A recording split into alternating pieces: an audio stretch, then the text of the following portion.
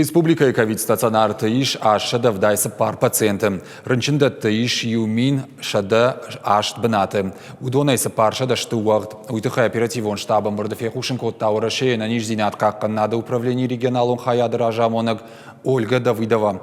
Коронавирусов ашта реабилитации санаторийта ирыштоныма нажик охы саунс акшай фонзада имаджи. Амбырдыма ажзыртой шывалаттықшан коронавирусы уаварыл.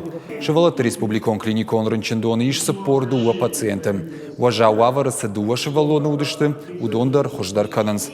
Ковиды дапатай рабарак дуашада ашта шывалома. Республика хисавада шардар занайты баришкут фанышанку от тафтамай. Кат ковидима башту авар регионов ахуждар, оттар енах мамазалты дартар ахаштканын қауым.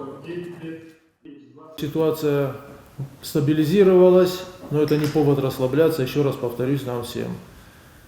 Поэтому необходимо проводить тестирование населения, необходимо продолжать разъяснительную работу по вакцинации, необходимо также обратить особое внимание на лиц старше 60 лет.